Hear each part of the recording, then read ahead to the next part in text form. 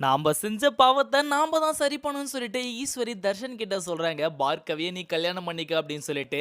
அதுக்கு பார்கவி ஒத்துக்கணுமேமா அப்படின்னு கேட்கவும், பார்கவி ஒத்துக்கிட்டா. நானு, ஜீவானந்தும் கூட ஜனனியும் சேர்ந்து எல்லாத்தையுமே புரிய வச்சுட்டோம். இந்த கல்யாணமும் நடக்க போகுது. ஆனா உங்க அப்பா கிட்ட நாளைக்கு காலையில நான் கண்டிப்பா அன்புக்கரசிய கல்யாணம் பண்ணிப்பேன். நீங்க தைரியமா எல்லா வேலையும் பண்ணுங்கன்னு சொல்லிட்டு அவங்களுக்கு நம்பிக்கை குடுக்குற மாரி பேசு அப்படின்னு பார்த்தீங்கன்னா, அவங்க அம்மாவே சொல்லிக் குடுக்குறாங்க. ஸோ இதெல்லாம் பார்த்துக்கிட்டு அன்புக்கரசியால இதுக்கு இருக்கவே முடியலைங்க கீழ. ஸோ மேல என்னதான் நடக்குது அப்படின்னு பார்க்கறதுக்காக மேல வந்து பார்த்துட்டு இருக்காங்க. உடனடியா பார்த்தீங்கன்னா, தர்ஷனும் வெளிய வந்து "ஏன் அழுற மாரி இருக்கீங்க?" அப்படின்னு ஒரு வார்த்தை கேட்கவும், "ஒண்ணும் இல்ல அம்மா அடிச்சுட்டாங்க. நீங்க அவள எதுவுமே கேட்காத. வா பார்த்துக்கலாம். எல்லாம் நான் பார்த்துக்கிறேன்." அப்படின்னு பார்த்தீங்கன்னா, கைய புடிச்சு கூட்டிட்டு வந்துருவாருங்க. ஸோ தர்ஷனுக்கு தெளிவு வந்துடுச்சு. கண்டிப்பா கல்யாணம் பண்ணி வைக்கலாம் அப்படின்னு பார்த்தீங்கன்னா, நந்தினி ரேணுகா கிட்ட சொல்லிட்டு இருப்பாங்க. "நீங்க வேணா பாருங்கக்கா. கண்டிப்பா வந்து ஞான மாமா வெளிய வரப்போறாரு. தர்ஷனுக்கு பார்கவிய கல்யாணம் பண்ணி வைக்க போறோங்க. நாம தான் ஜெயிக்க போறோம். அவங்க தோக்க தான் போறாங்க." அப்படின்னு பார்த்தீங்கன்னா சொல்லிட்டு இருப்பாங்க.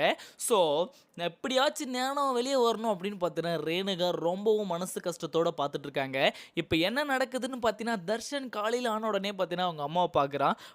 போய் தைரியமா விஷயத்த சொல்லு" அப்படின்னு சொல்லவும், தர்ஷன் வந்து சொல்றான், "அப்பா நான் வந்து கண்டிப்பா வந்து அன்புக்கரசிய தான் கல்யாணம் பண்ணிக்க போறேன். நீங்க தைரியமா எல்லா வேலையும் இறங்கி செய்யுங்க. மண்டபம் பார்க்கறது, சேலை எடுக்கிறது, நகை வாங்குறது அப்படின்னு சொல்லிட்டு" அப்படின்னு பார்த்தீங்கன்னா சொல்லவும், "சூப்பர்ரா தர்ஷா!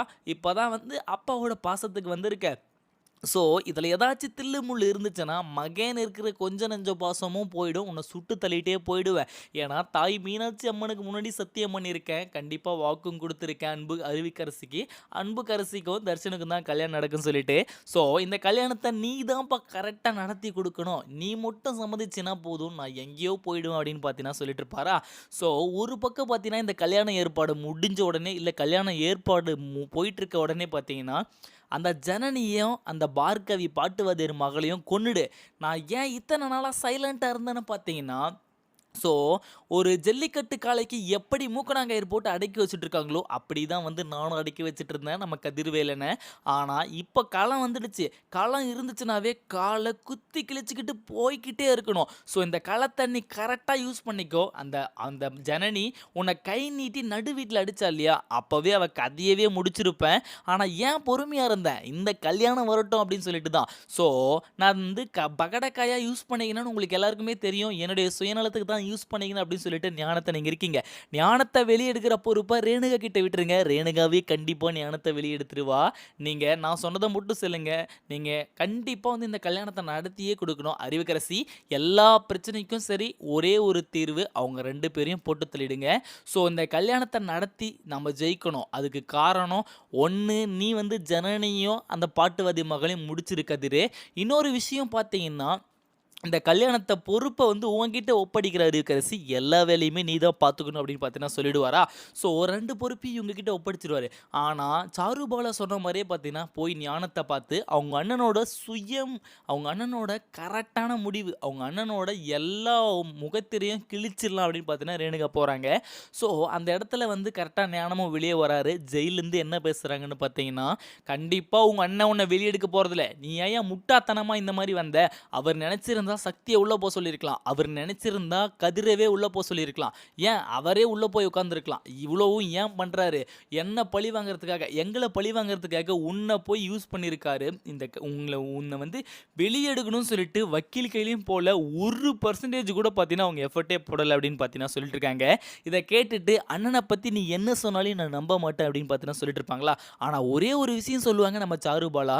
"எப்பா ஞானம், உங்க ஒய்ஃப் சொல்றது கரெக்ட்டு தான். உங்க அண்ணன் 1% கூட கொஞ்சம் கூட நீ உள்ள இருக்கேன்னு வருத்தமும் படல. எந்த ஒரு வக்கீல் கையிலயும் பார்த்தீங்கன்னா, அவருக்கு பேசவே இல்ல. இது எல்லாத்தையுமே நான் விசாரிச்சு தான்ப்பா சொல்றேன். கண்டிப்பா வந்து நீ வெளிய எடுக்கிறதுக்கு காரணம் நாங்களா மட்டும் தான் இருப்போம். உங்க அண்ணனா இருக்க மாட்டாங்க அப்படின்னு பார்த்தீங்கன்னா சொல்லிட்டு, உங்களுக்காக ஒரு வக்கீல நாங்க அரேஞ்ச் பண்ணியிருக்கோம். அந்த வக்கீல நீங்க தான் வந்து சப்போர்ட் பண்ணி எங்களுக்கு ஏத்துக்கணும் அப்படின்னு பார்த்தீங்கன்னா சொல்லிட்டு இருக்காங்க. ஸோ இது எதுவுமே பொருட்படுத்தாம அண்ணன் தான் முக்கியம். அண்ணன் சொன்ன வார்த்தை தான் வேத வாக்கு அப்படின்னு பார்த்தீங்கன்னா சொல்லிட்டு இருக்காரு நம்ம ஞானம். ஞானம் இப்படி பேசுறத பேசுறது நம்ம ரேணுகாவுக்கு சுத்தமா பிடிக்கல. நீ எல்லாம் பட்டா தான் திருந்துவ. கண்டிப்பா சொல்றேன் பாரு. நீ வெளியே வரும்போது கண்டிப்பா உங்க அண்ணனோட முழு முகத்தையும் தெரிஞ்சுக்கிட்டு தான் வரப்போற. இத நான் அடிச்சு சொல்றேன். நம்ம பிள்ளை மேல சத்தியம் அப்படின்னு பார்த்தீங்கன்னா சொல்லிட்டு வந்துருவாங்க. ஸோ ரேணுகாவுக்கு எல்லாருமே பார்த்தீங்கன்னா தைரியம் சொல்லிட்டு இருக்காங்க. இந்த கல்யாணம் மட்டும் நல்லபடியா முடியட்டும். கண்டிப்பா வந்து நாமளே அவங்கள வெளிய எடுப்போம். இவங்களுடைய முகத்திரை எல்லாமே கிழிச்சிடுவோம் அப்படின்னு பார்த்தீங்கன்னா சொல்லிட்டு இருக்காங்க. இப்போ பார்கவி இந்த கல்யாணத்துக்கு ஒத்துக்கினதுக்கு ஒரே ஒரு காரணம் தான். அவங்க அப்பாவை கொண்டவங்கள பழி வாங்கியே ஆகணும். அதே மாதிரி இந்த தப்புக்கு தர்ஷன் வந்து உடந்தையா இருக்க மாட்டான். ஏன்னா தர்ஷனுக்கு தெரியாம தான் இவ்வளோ பெரிய பிரச்சனையும் நடந்திருக்கு. தர்ஷன் தெரியாம தான் கொடைக்கானலுக்கு வந்திருக்கான். தர்ஷன் தெரியாம தான் இந்த தப்பெல்லாம் பண்ணியிருக்கா. எங்க அப்பா இறந்து போனதுக்கும் அவனுக்கும் எந்தவித சம்மந்தமும் இல்ல.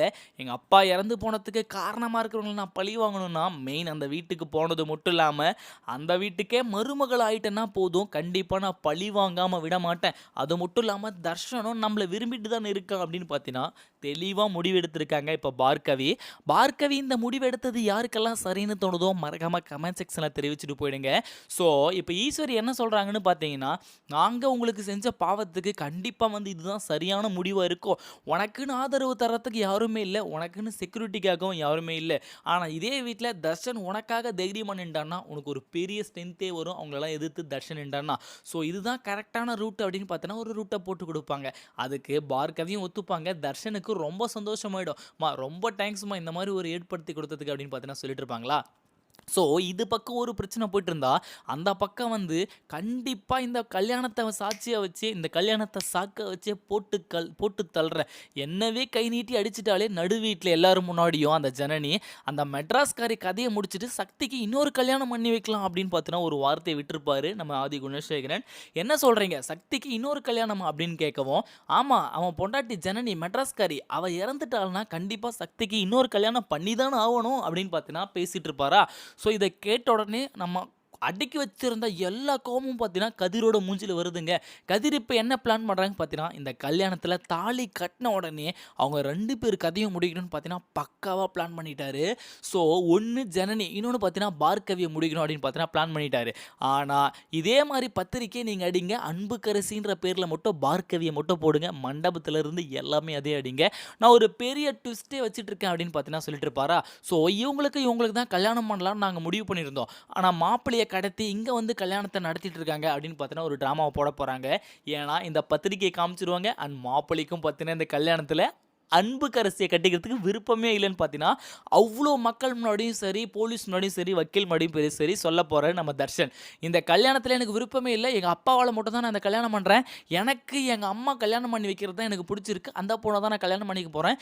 நாங்களும் பத்திரிக்கை அடிச்சிருக்கோம் அப்படின்னு பார்த்தீங்கன்னா ஒரு ரிலீஸ் பண்ண போகிறாரு நம்ம தர்ஷன். தர்ஷன் இப்படி ரிலீஸ் பண்ணுறது கண்டிப்பாக குணசேகரனுக்கு ஒரு பெரிய பாதிப்பே உண்டாக்கும். தோத்துட்டோன்னு முடிவு வந்துடும். அதனால தான் பார்த்தீங்கன்னா நம்ம ஜீவானந்தம் சொல்லிட்டு போயிருப்பாரு, பத்திரிக்கை மட்டும் அடிங்க, நான் எல்லாத்தையும் மண்டபத்தில் வச்சு பார்த்துருக்கேன் கடைசி அப்படின்னு பார்த்தீங்கன்னா சொல்லிட்டு போயிருப்பாரா. ஸோ பத்திரிக்கையும் அடிச்சுட்டு அதே மாதிரி இந்த கல்யாணத்தையும் நடத்துகிற மாதிரியும் நடத்துவாங்க. கடைசியில் பார்த்தீங்கன்னா போலீஸோடு வந்து இந்த கல்யாணத்தை தடுத்து நிறுத்தி இந்த பத்திரிக்கை அடித்தது நான் தான், எனக்கு இந்த பொண்ணு கூட கல்யாணம் பண்ண விருப்பமே இல்லை, எங்கள் அப்பா பணத்தாசைப்பட்டு எனக்கு கட்டாயம் கல்யாணம் பண்ணி வைக்கிறாரு, இதுதான் உண்மை, ஜீவானந்தம் சார் சொன்னது எல்லாமே உண்மை அப்படின்னு பார்த்தீங்கன்னா உடச்சி பேசிட போகிறோம் நம்ம தர்ஷன். உடனடியாக என்ன நடக்கும், கோர்ட்டில் வக்கீல் மூலிமா வந்து வர்றதுனால இருவர் சம்மதமே ஒரு கல்யாணத்துக்கு முக்கியன்றதுனால நம்ம பார்கவிக்கும் சரி தர்ஷனுக்கும் சரி 2 பேருமே வந்து மேட் ஃபார் ஈச் அதர்ன்றதுனால அவங்க 2 பேருக்கும் கல்யாணம் பண்ணி வைக்க போகிறாங்க. இப்போ தோத்து நிற்கிற நம்ம ஆதி குணசேகரனுக்கும் கதிருக்கும் இன்னும் பயங்கரமாக வெறி வருது. ஏற்கனவே பார்த்தீங்கன்னா சக்தியோட மனைவி அந்த மெட்ராஸ்காரையும் போட்டு தள்ளிடு, அந்த பாட்டுவாதி மக பார்கவியும் போட்டு தள்ளிடு அப்படின்னு பார்த்தீங்கன்னா அண்ணனே பர்மிஷன் கொடுத்ததுனால கண்டிப்பாக அவங்க கதையை முடிக்கணும்னு பார்த்தீங்கன்னா நினச்சிருந்தாரு. ஆனால் அதுக்குள்ளே வந்து தலைகீழாக போயிடுச்சா. ஸோ இதுக்கப்புறமும் வெயிட் பண்ணக்கூடாது, ஆளுங்களை வர வச்சு அவங்க 2 பேரையும் முடிச்சு கட்டணும்னு நினைக்கிறாங்க. ஆனால் ஜனனிக்கு ஏதாச்சும் ஒரு ஆபத்துனா கண்டிப்பாக சக்தி அண்ணன் யாரை வேணாலும் எதானாலும் பண்ணிடுவார்.